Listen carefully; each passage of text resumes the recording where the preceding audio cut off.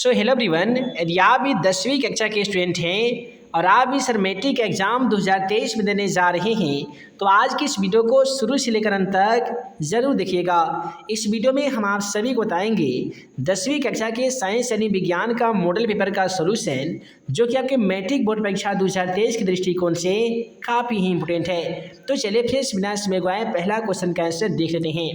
देखिए, आज का पहला सवाल क्वेश्चन नंबर 1 में पूछा गया है कि किस दर्पण की फोकस दूरी ऋणात्मक होती है, यानी वह कौन सा दर्पण है जिसकी फोकस दूरी यानी एफ का जो मान है वो ऋणात्मक यानी माइनस में ली जाती है। तो उस दर्पण का नाम है अवतल दर्पण। क्वेश्चन का राइट आंसर ऑप्शन बी हो जाएगा, अवतल दर्पण। यदि धनात्मक पूछा जाएगा तो याद रखिएगा उत्तल दर्पण में धनात्मक और ऋणात्मक दोनों होता है, लेकिन यहाँ पे अवतल दर्पण में केवल धनात्मक होता है फोकस दूरी यानी एफ का मान। तो इसके बाद में अगला सवाल कहता है कि दर्पण की फोकस दूरी एफ, ठीक है जी, और वक्रता त्रिज्या में आर में क्या संबंध है। तो देखिए ए बराबर होती है r/2 और एफ बराबर r/2 ऑप्शन बी में दिया गया है, अतः क्वेश्चन का राइट आंसर ऑप्शन बी हो जाएगा। कई बार मैट्रिक एग्जाम पेपर में ऐसे सवाल पूछे जाते हैं कि अवतल दर्पण में फोकस दूरी वक्रता त्रिज्या की क्या होती है। तो याद रखिएगा अवतल दर्पण में फोकस दूरी वक्रता त्रिज्या के आधी होती है और वक्रता त्रिज्या फोकस दूरी के दोगुनी होती है। इसके बाद में अगला सवाल क्वेश्चन नंबर 3 हमारा कहता है समान दृष्टि के लिए अस्पष्ट दृष्टि की न्यूनतम दूरी कितनी होती है। आसान शब्दों में कहे तो मनुष्य का आँख कितने सेमी दूरियों पर किसी वस्तुओं को साफ साफ देख सकता है। तो क्वेश्चन का राइट आंसर 25 सेंटीमीटर हो जाएगा। और ध्यान रहे एक ऐसा सवाल जो काफ़ी सिंपल है, अधिकतर स्टूडेंट ऐसे क्वेश्चनों को जल्दीबाजी करने में गलत आंसर मार के चले जाते हैं। कैसे गलत मारते हैं तो देखिए यहाँ पे भी आपको 25, यहाँ पे भी 25 और यहाँ पे भी 25 है, लेकिन ध्यान से देखना है कि कौन से ऑप्शन में 25 सेमी यानी 25 सेंटीमीटर दिया गया है। तो यहाँ पे 25 सेंटीमीटर है, ये 25 मीटर है, बिल्कुल गलत हो जाएगा और 25 मिलीमीटर तो होगा ही नहीं। क्वेश्चन का राइट आंसर ऑप्शन बी के साथ चला जाएगा। अब देखिए अगला सवाल क्वेश्चन नंबर 4 को हम लोग देख रहे हैं। देखिए क्वेश्चन नंबर 4 कहता है कि श्वेत प्रकाश का कौन सा वर्ण यानी कौन सा रंग किसी प्रिज्म से गुजरने के पश्चात यानी किसी प्रिज्म से गुजरने के बाद सबसे कम झुकता है। देखिए इस प्रकार से त्रिभुज के आकार का एक प्रिज्म होता है। प्रिज्म की एक खासियत ये होती है कि जब भी इसे श्वेत प्रकाश को इसके साथ गुजारा जाता है तो ये 7 रंगों में इस प्रकार से विभक्त हो जाता है। इसे ही प्रकाश का वर्णपट या स्पेक्ट्रम कहते हैं। इस रंगों में सबसे पहला जो रंग होता है वो लाल होता है, जो काफ़ी ही कम झुकता है, और सबसे नीचे वाला जो रंग होता है जी वो बैगनी होता है। तो यदि मैट्रिक एग्जाम पेपर में पूछा जाएगा कि श्वेत प्रकाश का कौन सा रंग प्रिज्म से गुजरने के बाद सबसे अधिक झुकता है तो बैगनी हो जाएगा, सबसे कम झुकता है तो लाल हो जाएगा। तो यहाँ पे क्वेश्चन का राइट आंसर ऑप्शन सी हो जाएगा। अब चलिए अगला सवाल क्वेश्चन नंबर 5 को देख लेते हैं। क्वेश्चन नंबर 5 कहता है कि मानव की आँख की रेटिना द्वारा बनाई गई छवि कैसी होती है। मनुष्य के आँख में एक रेटिना भाग होता है, उसके द्वारा बनाई गई छवि यानी उसके द्वारा बनाया गया जो प्रतिबिंब होता है वो कैसा होता है। तो याद रखिएगा मनुष्य की आँख में उत्तल लेंस पाया जाता है और उत्तल लेंस के द्वारा जो बनाया गया छवि यानी बनाया गया जो पिक्चर होता है ना जी, ये वास्तविक एवं उल्टा होता है। तो क्वेश्चन का राइट आंसर ऑप्शन बी होगा, वास्तविक और उल्टा। उसके बाद में अगला सवाल क्वेश्चन 6 को देखिए। आकाश का रंग नीला प्रतीत होता है। दोस्तों आप सभी को बता दें कि आकाश का जो रंग है वो नीला इसलिए प्रतीत होता है प्रकाश के प्रकीर्णन के कारण। क्वेश्चन का राइट आंसर ऑप्शन बी होगा, प्रकाश के प्रकीर्णन के कारण। फिर अगला सवाल कहता है कि किस दर्पण से वस्तु का प्रतिबिंब हमेशा बड़ा बनता है। एक चीज याद रखिएगा कि अवतल दर्पण का काफ़ी ही दृष्टि क्षेत्र कम होता है, जिस कारण क्या होता है किसी वस्तु का प्रतिबिंब वस्तु से बड़ा दिखने लगता है। उत्तल दर्पण का दृष्टि क्षेत्र काफ़ी बड़ा होता है, जिसके कारण बड़े से बड़े वस्तुओं का प्रतिबिंब इसमें बन जाता है। इसीलिए हम कहते हैं कि उत्तल दर्पण में किसी वस्तु का प्रतिबिंब कैसा बनता है जी, छोटा बनता है, अवतल में बड़ा बनता है और समतल में बनता है समान। ये तीनों क्वेश्चन आपके मैट्रिक एग्जाम पेपर के लिए काफ़ी ही ज़्यादा इंपॉर्टेंट है। याद रखिएगा समतल दर्पण में किसी वस्तु का प्रतिबिंब समान बनता है, उत्तल में बनता है छोटा और अवतल में बनता है बड़ा। अब अगला सवाल क्वेश्चन नंबर 8 को देख लेते हैं। कहता है कि निम्नलिखित में से कौन सा लेंस निकट दृष्टि दोष को दूर करने में उपयोग किया जाता है। याद रखिएगा अवतल लेंस का जो उपयोग है ये निकट दृष्टि दोष को दूर करने के लिए अवतल लेंस से बने चश्मे का व्यवहार किया जाता है। इसलिए क्वेश्चन का राइट आंसर ऑप्शन सी के साथ चला जाएगा। अब देखिए अगला सवाल क्वेश्चन 9 क्या कहता है कि निम्नलिखित में से कौन उपकरण विद्युत धारा की उपस्थिति को दर्शाता है। तो याद रखिएगा विद्युत धारा की इस प्रकार से विद्युत धारा में जो उपस्थिति दर्शाने वाला जो कांटा होता है उसे हम लोग गैल्वेनोमीटर कहते हैं। क्या कहते हैं जी? गैल्वेनोमीटर कहते हैं। इसलिए क्वेश्चन का राइट आंसर यहाँ पे ऑप्शन ए हो जाएगा। अब चलिए अगला सवाल क्वेश्चन 10 की ओर बढ़ते हैं। कहता है कि दाएं हाथ के अंगूठे के नियम का प्रतिपादन किसने किया था। याद रखिएगा कि मैक्सवेल एक वैज्ञानिक का नाम था। इन्हीं के द्वारा दाएं हाथ के अंगूठे के नियम का प्रतिपादन किया गया था। यदि दाएं के बदले में मैट्रिक एग्जाम पेपर में यदि बाएं दे दिया जाएगा तो याद रखिएगा फ्लेमिंग का है वाम हस्त नियम और मैक्सवेल का है दक्षिण हस्त अंगूठा का नियम।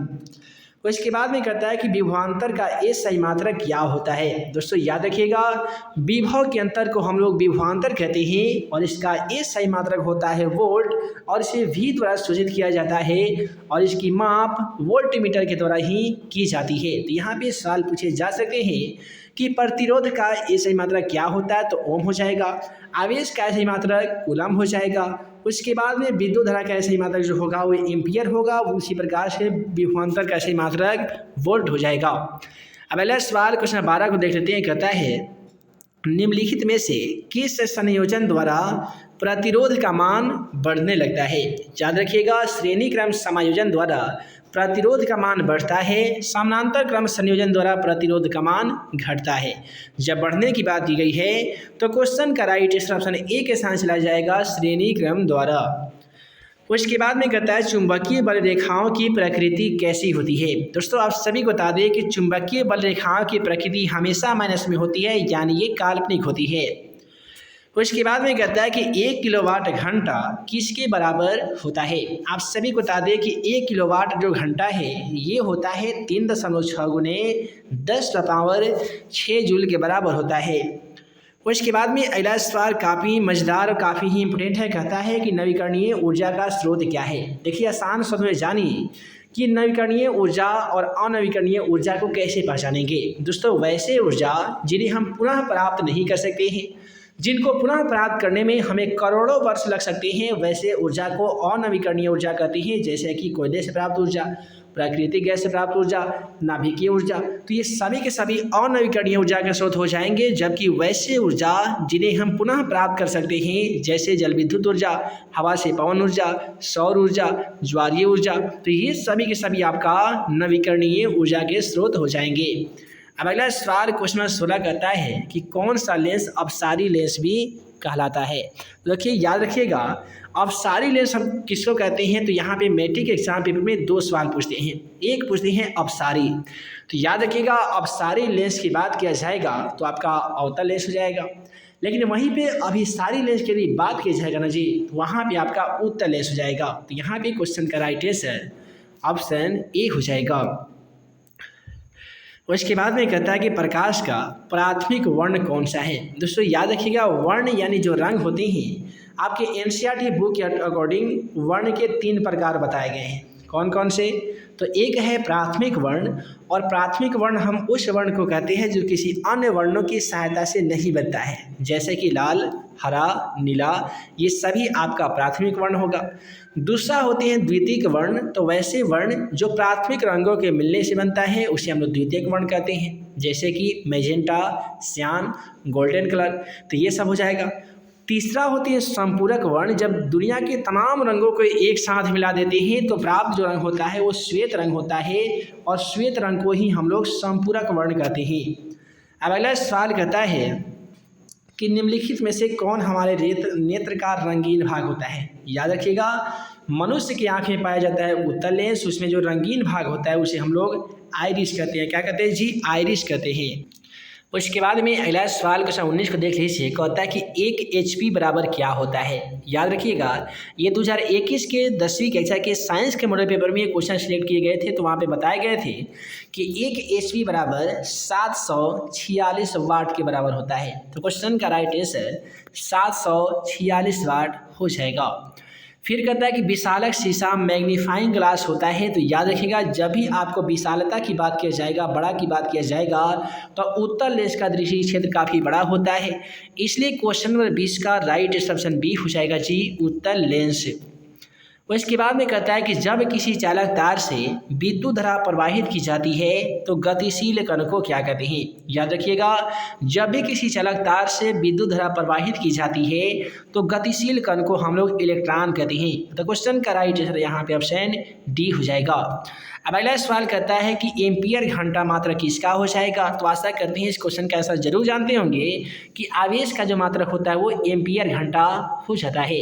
तो इस प्रकार से आज की इस वीडियो में हम लोगों ने देखा 10वीं कक्षा के साइंस का ऐसा इम्पोर्टेंट वीवीआई ऑब्जेक्टिव क्वेश्चन जो कि मैट्रिक बोर्ड परीक्षा के लिए काफ़ी इम्पोर्टेंट था। आशा करते हैं कि आज का वीडियो आप सभी को पसंद आया हो। दोस्तों वीडियो पसंद आया हो तो वीडियो को लाइक कीजिएगा, अपने दोस्तों में शेयर कीजिएगा। चैनल पर नए होंगे तो हमारे इस YouTube channel math and magic tips को जरूर सब्सक्राइब कीजिएगा। तो मिलते हैं एक नए वीडियो में नए इंपोर्टेंट क्वेश्चन के साथ। तब तक के लिए आप सभी को वीडियो देखने के लिए बहुत बहुत धन्यवाद।